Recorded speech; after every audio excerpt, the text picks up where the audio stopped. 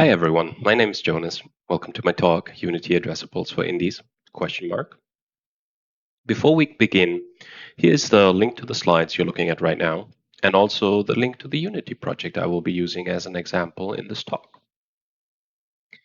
In case you're wondering who I am and whether I'm qualified to talk about addressables, well, I've been the lead programmer on Subnautica, an open world adventure game for PC and consoles, and more recently, I've been working on a game-making app for mobile called Rara. Both of these projects are using Unity addressables. Okay, so if you're using Unity, you've probably heard about addressables, and you've probably heard something like this, which is a direct quote from Unity's documentation. It says, "The addressable asset system provides an easy way to load assets by address. Whether you use direct references, traditional asset bundles, or resource folders for asset management, addressable assets provide a simpler way to make your game more dynamic." And that sounds great, a simpler way. Or you might have heard something like this, which is a direct quote from Unity's blog.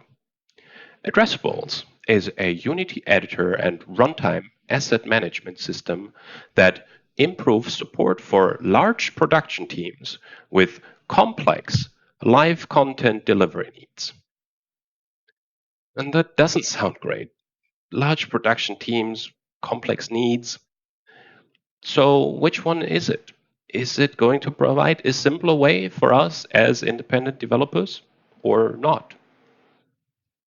In order to find out, first we have to understand what assets are, how they get packed and shipped with your game. And we're going to look at 4 systems in Unity: scenes, resources, asset bundles, and addressables, to understand how they pack and load assets. Once we understand all that, we can make an informed decision about which system is best for our needs. Let's get started. So, what are assets? Every file in your project is an asset. Prefabs, materials, textures, meshes, animations, sounds, everything. They all need to get packed and shipped with your game somehow. Moreover, assets can depend on other assets. For example, a prefab with a mesh renderer can reference a material, which can reference a texture. The dependencies need to get packed so that they can be loaded first. Okay, so now that we know how assets look like in the Unity editor, let's find out how they get shipped with a game when you make a build. We'll start with scenes. In this example, we have a game with 4 scenes, 1 menu and 3 actual levels. This is how the menu looks like. This is the first scene, where we have our player character wielding a sword. And in the second scene, there are a bunch of enemies gathered around a lake. And in the final scene, we see our hero engaging the enemy. So let's make a build and look at the files in the build output folder. Next to our executable, there is a data folder. This is where we find our packed assets. Inside the data folder, we can see 4 level files. These correspond to the scenes in our build settings. We also see 4 files called shared assets. They are of different sizes, so this must be where our assets actually end up. Let's find out what's inside these files. We'll use a tool called Unity Asset Bundle Extractor, which you can find on GitHub. Make sure to use version 3 or greater, otherwise it won't work. Here's what it looks like when we load the data files with the tool. As you can see, the level bundles contain the game objects and components of each scene. They're basically the same as the hierarchy.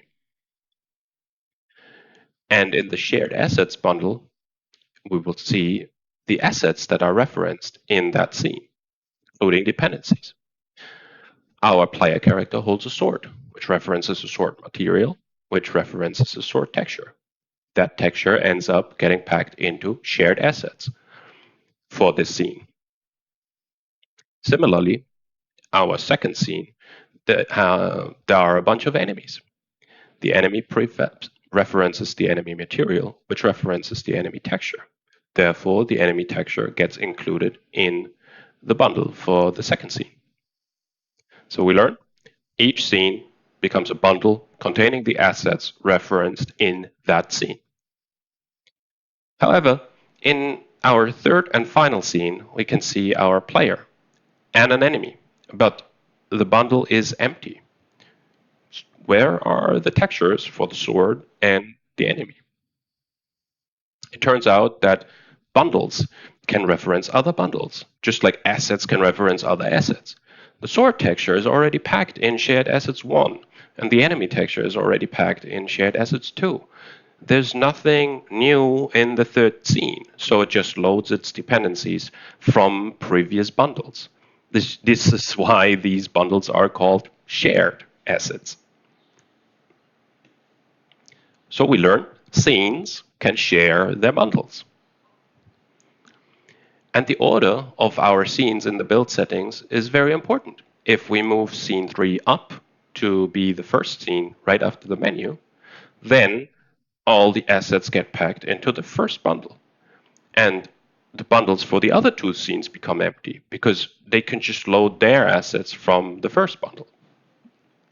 So we learn the order of the scenes in the build settings determines which assets get packed into which bundle. I want you to stop and think about this for a moment. Think about how you can use this to your advantage. If you ever get into a situation where one of your scene bundles becomes too big, try moving it further down in the build settings. So to summarize, scenes become bundles, each bundle containing only the new assets that haven't been packed into previous bundles already. And when you load a scene, overload the assets it requires from shared bundles, but nothing more. Assets that we don't need will not get loaded.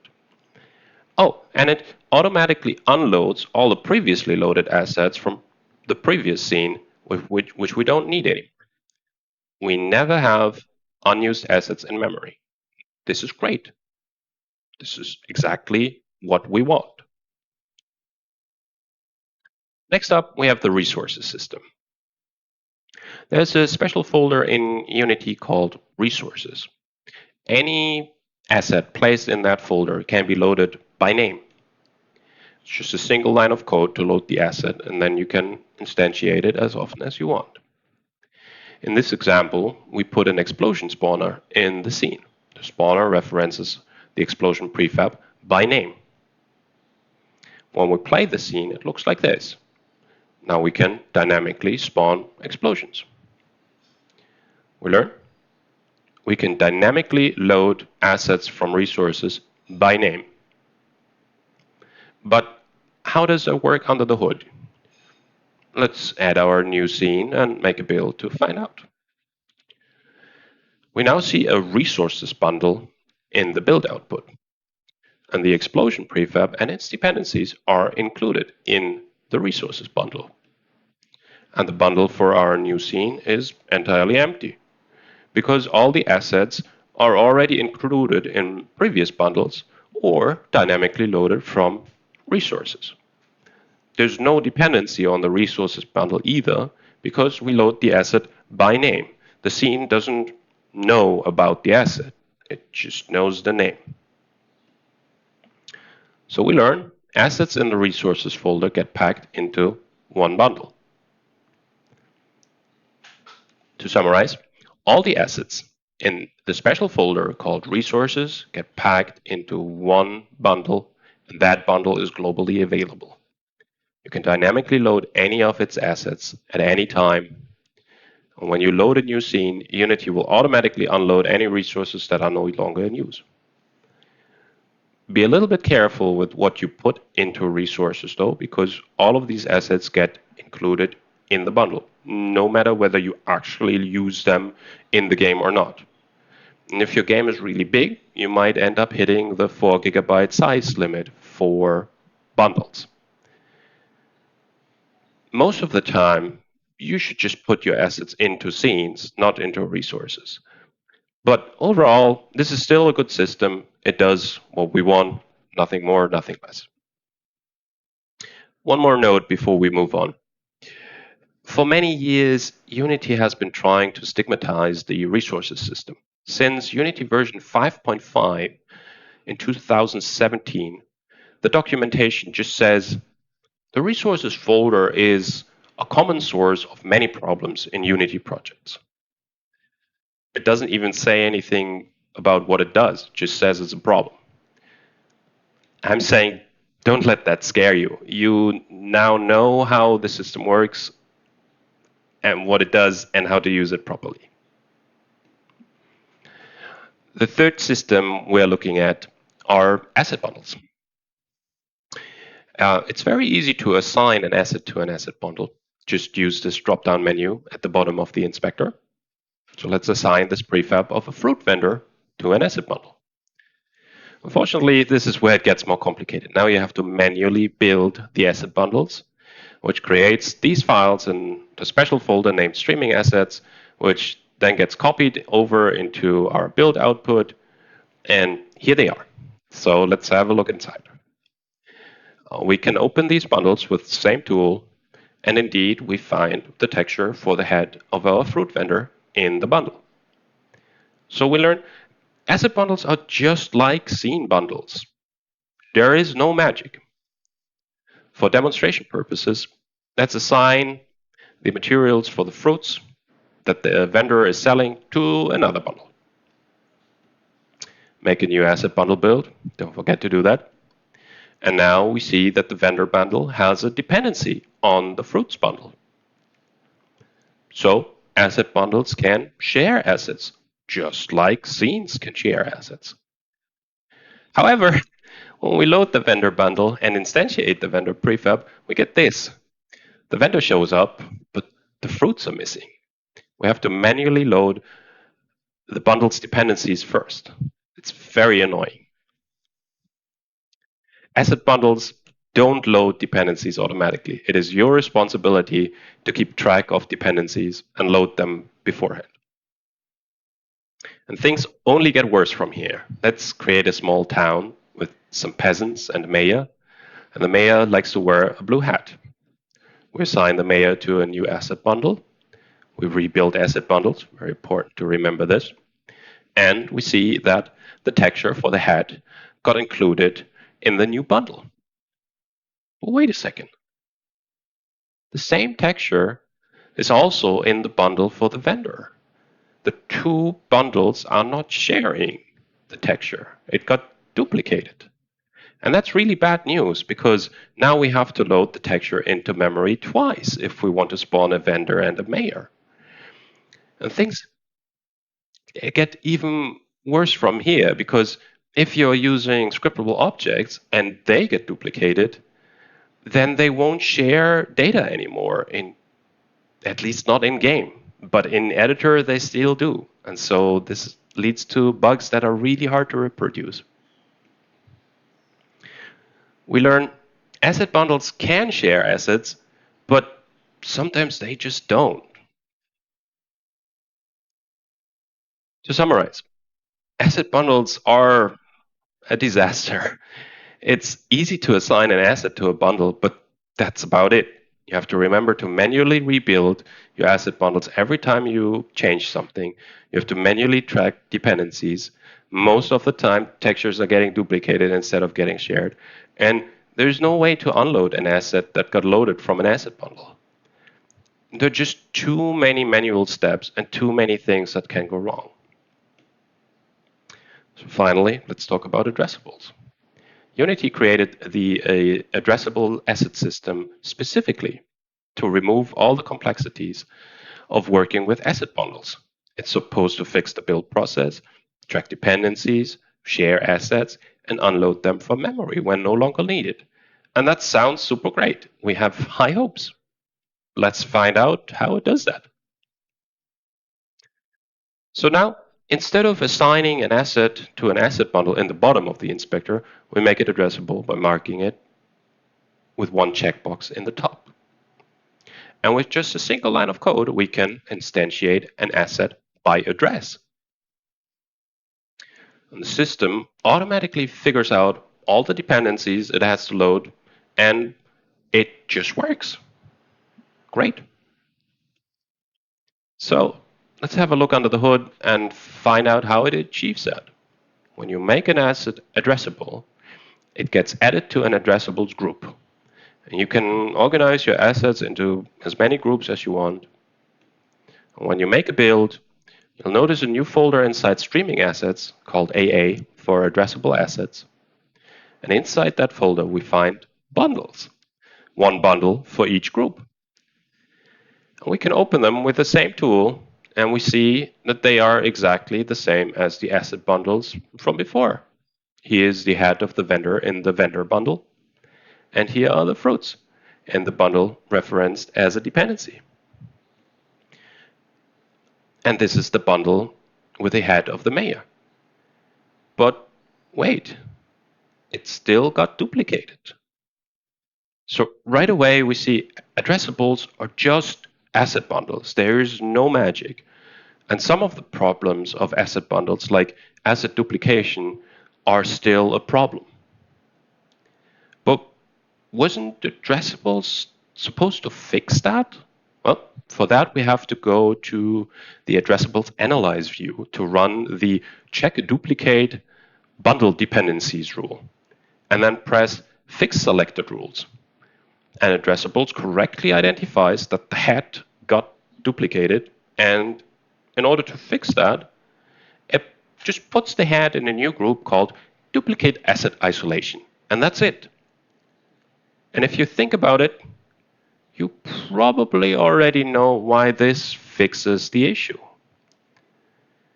The group gets packed into a bundle containing the head texture, and the other bundles don't contain the head texture anymore. They just reference the new bundle as a dependency. And addressables takes care of loading dependencies. So far, addressables has lived up to its promises. And while asset sharing is not completely automatic, at least there are some tools to help us with that. Unfortunately, this is where the good news end and the problems begin. Remember how addressables was supposed to unload assets automatically when they are no longer needed? Well, I don't have time to go into specific details, but with addressables, it's far too easy to accidentally create memory leaks. It's supposed to do the reference counting for you, but in practice, you still have to manually manage asset handles. And even if you do that correctly, addressable still doesn't unload unused assets automatically. That's by design. And its profiler lies to you about it by design. And there are some ways around that, but they are deeply, deeply buried within the settings. Speaking of settings, addressables comes with a lot of settings, like a lot of settings. It's a complex beast. And the default values are not necessarily good. It takes a long time to master, and the documentation is not very helpful. And even if you get all the settings right and you understand all that, you will still run into issues with asset duplication. Because addressables can't handle when an asset is shared between a scene and addressables. So now you have to restructure your scenes just to make addressables happy. And even if you do that, it still won't work because, at least sometimes, because bugs, dozens and dozens of bugs. I recently found 2 more. Addressables just broke my universal render pipeline because URP uses scriptable objects and they got duplicated. So in conclusion, addressables is a huge disappointment, really. Yes, it's easy to mark assets addressable. The build process is automated, and the system takes care of loading dependencies, which is very nice. It really is. But it still struggles with asset sharing and asset unloading, and it comes with the cost of additional complexity and additional bugs. So then, Which system should you use in your game? I hope that you've got a good enough understanding of each of these systems now that you can make your own decision. Referencing assets directly from your scenes is clearly the best system. Asset sharing works flawlessly and only loads into memory what we need. The resources system is also good, as long as you don't put too much in it. Stay away from asset bundles. They are far too cumbersome. It's a very low-level system for advanced users. And I would not recommend using addressables either, unless you absolutely have to. What does that mean? I can really only think of two reasons to use addressables. If you're making an open world streaming game or a live ops mobile game, so games that have too much content to load everything in memory at once, then you might need addressables. But if you're an independent game developer, that's probably not what you're making. Remember those two quotes from the Unity documentation I talked about in the beginning? Now you can tell that addressables is not a simpler way by any measure. It's a system for large production teams with complex content delivery needs. It's not for indies. That's all for today. Thank you for coming to my talk. I hope you enjoyed it. If you did, and you want to learn more about similar topics, Johnson Lin and I are running a game development workshop. It's available both in English and Chinese. Here's a link. Thank you again, and bye-bye.